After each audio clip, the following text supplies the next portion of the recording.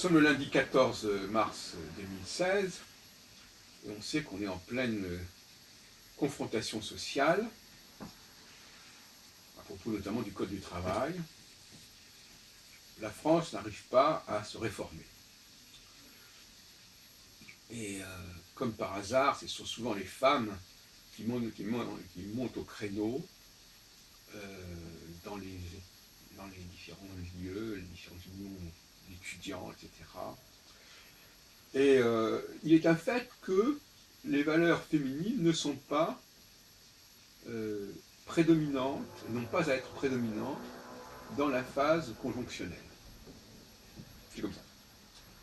Les femmes doivent se plier à une dynamique masculine en phase conjonctionnelle, puis ensuite, dans la deuxième phase, la phase sabbatique, les choses seront tout à fait autrement.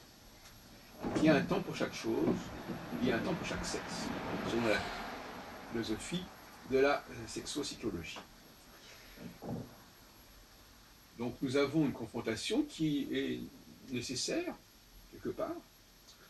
C'est un enjeu important de société, de civilisation, de savoir si les hommes vont pouvoir, en France, imposer leurs lois aux femmes, et plus généralement à tous ceux qui sont des employés, tous ceux qui sont en recherche d'un boulot, et qui sont donc des gens qui considèrent qu'ils ont un droit à l'emploi, que la société leur doit bien ça. C'est une philosophie, une mentalité féminine. Et on veut aussi, bien sûr, une sorte de... Il faut éviter la précarité. Il faut éviter la précarité de l'emploi. Comme si, dans les différents domaines, notamment de recherche, il n'y avait pas de précarité.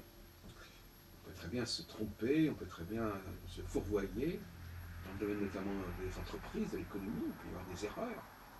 Et c'est pas ce qui manque d'ailleurs, en politique aussi. Mais par contre, au niveau, disons, médiocre, il faudrait qu'il y ait la sécurité de l'emploi, au niveau des fonctionnaires, etc.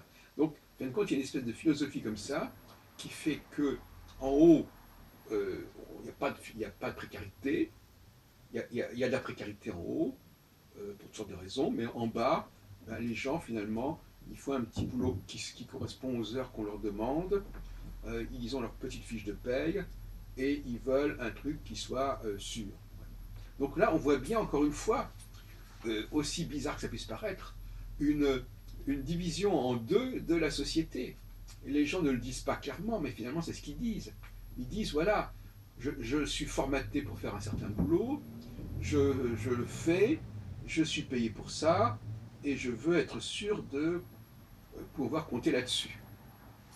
Donc c'est une philosophie du travail, bon, on travaille pour vivre, on ne vit pas pour travailler, on travaille pour vivre. Et donc on fait un boulot, on a appris à faire ce boulot, et on s'y tient, et aussi bien dans les conditions de travail que dans le contenu même de ce travail, eh bien il faut que ce soit stabilisé. C'est un discours féminin, qui n'est pas féministe d'ailleurs, puisqu'il ne se présente pas comme féministe, mais qui en réalité est fondamentalement féminin. Et c'est ça qui est intéressant, c'est que quand vous poussez les gens à bout, c'est leur naturel profond qui ressort. C'est pour ça que ces psychodrames sont extrêmement révélateurs. Tant qu'on est dans des paroles comme ça, bon, les gens peuvent cacher leur jeu, donner le change, mais au bout d'un certain moment, il y a quelque chose qui ressort comme ça, viscéralement, et qui correspond à une vérité. C'est ça qui est intéressant quand on est dans un temps de vérité, quand les gens, enfin, disent leur vérité intérieure. Leur vérité intérieure qui n'est pas leur vérité individuelle, mais qui est la vérité de leur espèce, de leur race, de leur humanité. Et je l'ai déjà dit à propos des philosophes, plus les gens creusent en eux-mêmes, au niveau, je dirais presque ontologique, et plus finalement le féminin apparaîtra chez les philosophes femmes et le masculin chez les philosophes hommes. Mais si on ne creuse pas suffisamment, ben finalement on a une sorte de mixture assez polyvalente et qui ne veut pas dire grand-chose, où chacun imite, on emprunte la parole de l'autre, etc. Mais Il suffit de gratter un petit peu, de pousser les gens dans leur retranchement pour que la vérité éclate, pour que le masque tombe. Et ça me paraît très intéressant. Que les masques tombent, c'est vraiment ce que je souhaite. C'est-à-dire qu'on n'est plus dans le déni. Les gens crient leur vérité, qui est une vérité qu'ils perçoivent comme absolue. C'est quelque chose d'incontournable. Et donc, si elle est absolue, elle doit s'imposer de façon universelle, n'est-ce pas, dans leur truc.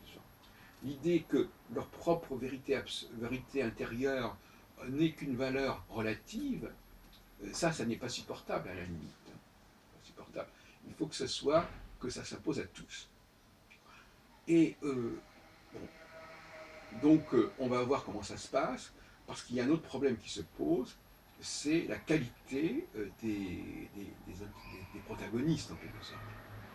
Si les valeurs masculines ne sont pas défendues par des gens suffisamment courageux, suffisamment convaincants, suffisamment entreprenants, eh bien, on va revenir en arrière. Et on va passer à côté de l'occasion, parce qu'actuellement, c'est une occasion, du point de vue conjonctionnel, de faire avancer les choses. Mais pour cela, il faut que les gens soient partants. Il faut que les femmes soient partantes. Il faut que les femmes, parce que sans les femmes, on ne peut rien faire à ce niveau-là. Si les femmes ne se laissent pas imprégner par le discours masculin, ne se laissent pas guider par le discours masculin en phase conjonctionnelle, j'entends bien, eh bien, on va nulle part, parce que la société, elle est quand même en grande partie constituée par les femmes, au niveau, en tout cas, de la masse. Euh, Parce que les femmes, en plus, elles se coalisent, en quelque sorte. Elles se coalisent, puisqu'elles fonctionnent en tant qu'être collectif, et non pas en tant qu'être individuel. Voilà où nous en sommes, c'est pour ça que les jours prochains sont importants. Les astrologues pourraient jouer un rôle dans ce débat, les astrologues au sens de la sexopsychologie, en montrant que le moment est venu d'avancer, de corriger, de réformer, et que on fera en phase disjonctionnelle, en phase thématique, on fera des aménagements pour que les choses soient plus supportables. Il y a un temps il y a un temps pour chaque chose. Hein. Il y a un temps pour élaborer quelque chose de façon suffisamment percutante, et puis après vient un temps féminin, au bout de 3 ans et demi, qui va corriger cela, qui va apporter des éléments, pour dire un peu les choses, une démarche sociale plus forte. Mais pour l'instant, on n'est pas à ce stade-là.